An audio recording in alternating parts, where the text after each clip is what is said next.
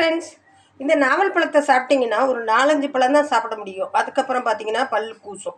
அதனால் முழுசாக உங்களால் சாப்பிட முடியாது. அதனால் இதை நம்ம ஒரு ஜூஸ் போட போகிறோம்.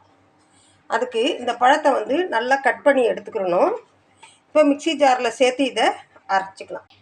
இப்போ பாருங்கள், ஒரு பிஞ்ச் சால்ட் இதில் நான் சேர்க்குறேன்.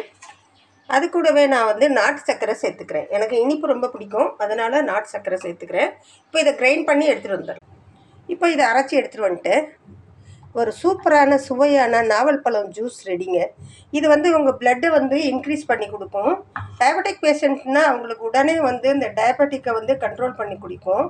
அதுக்கப்புறம் பார்த்திங்கன்னா அனிமிக்காக இருக்கிறவங்க இதை ரெகுலராக சாப்பிட்டுட்டு வந்தாங்கன்னா அந்த அனிமிக்கெல்லாம் சரியாகி அவங்களுக்கு பிளட்டு நல்லா நிறைய பிளட்டு ஊறும். அதனால் கண்டிப்பாக இந்த மாதிரி நாவப்பழம் கிடைக்கிற சீசனில் கண்டிப்பாக நீங்கள் இதை வாங்கி பயன்பெறுங்கள். தேங்க்யூ. பிடிச்சிருந்தா லைக் பண்ணுங்கள்.